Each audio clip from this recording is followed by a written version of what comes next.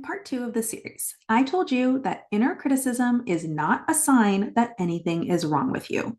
Inner criticism is just a sign that you are using somebody else's compass instead of your own.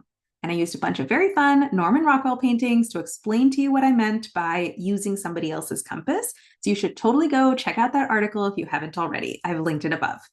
And at the end of part two of the series, I also gave you a suggestion for what to do when your inner critic starts nagging you. I told you, every time your brain starts criticizing you about something, I want you to turn around and ask your brain, hey, whose compass are you using right now? And just see what your brain says. Because often that question alone is enough to shake your brain up and jumpstart it into using your own compass instead of somebody else's. So asking this question to your brain every single time that it lobs another inner criticism at you, and then deliberately switching back over to your own compass is a simple, easy, drop-dead doable practice that you can do in literal seconds every day. And if you do it consistently, it will put your inner critic to bed for life. Now, here's the number one blocker that I see people run into when they try to switch back over to their own inner compass. People get afraid that using their own compass instead of somebody else's is dangerous. They worry, what if my compass is wrong and other people's compasses are right? Or what if using my own compass will make other people angry or make them not like me? What if using my own compass makes me lonely? What if it disconnects me from the people I want to be close with and it kicks me out of all the groups that I want to belong to? If these are the blockers that your brain is giving you to stop you from switching back over to your own compass, it is time for you to get some coaching. And here's exactly what we're going to do when we work together. It's just like the Wizard of Oz.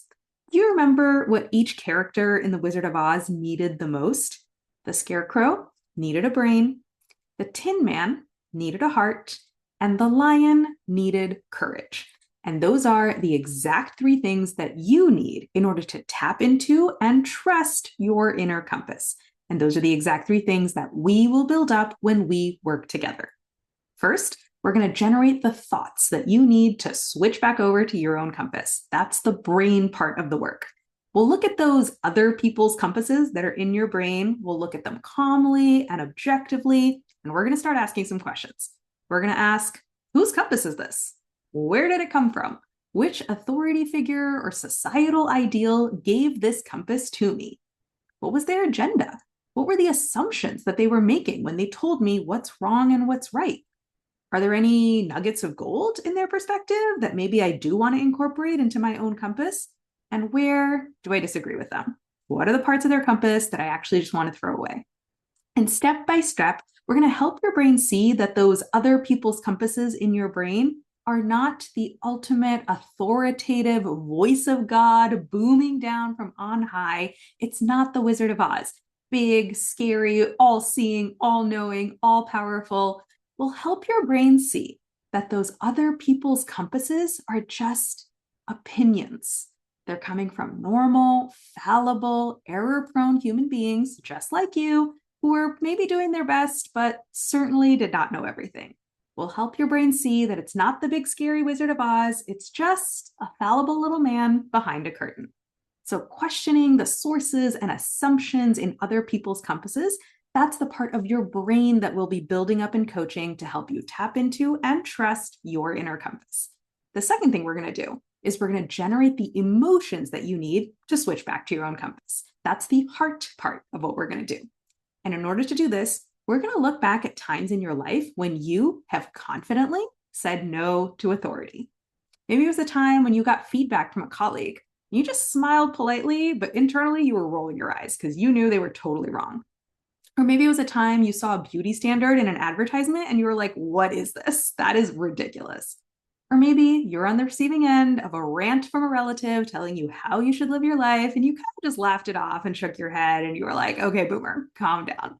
This happened to me recently, by the way, when I saw an ad for a workout routine to cure hip dips. So I didn't even know what hip dips were until I saw the ad. Apparently, it's a certain way that your hips can be shaped. You can Google pictures of it online if you want. So it turns out I have hip dips. I didn't even know that until I saw the ad. And this ad was so busy demonizing this and trying to sell me a cure for my hip dips. And I was like, what's happening? I've never even heard of this. I don't even think this is a problem. I have never been insecure about this in my life. I'm not about to start now. Like, get out of here. You're not about to plant a new insecurity in my brain. No, thank you to this ridiculous workout. And I tell you that story to help you realize you probably have stories like that too. Because the reality is you already know exactly how to say no to somebody else's compass. You've done it multiple times before. You know exactly what it feels like. When we look back on those examples, what we're going to do is identify and bookmark the emotions that let you say no to authority, that let you do it calmly, with a smile on your face, with a good sense of humor, with your integrity totally intact.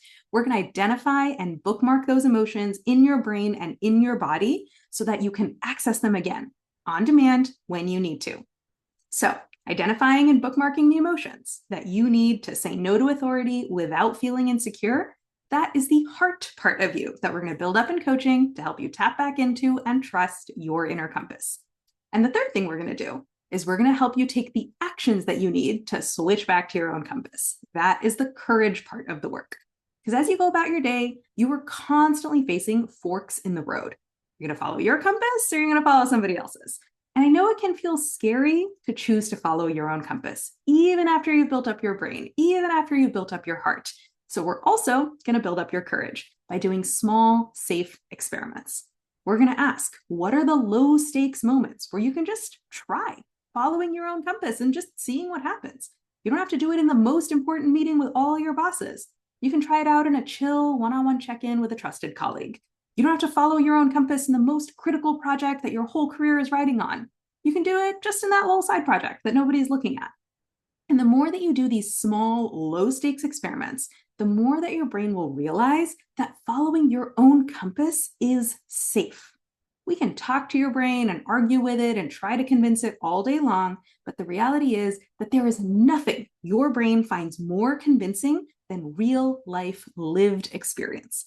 So, us making a plan for you to do those small experiments and show, not tell your brain that your own compass is pretty freaking good at things, that's the part of your courage that we're going to build up in coaching.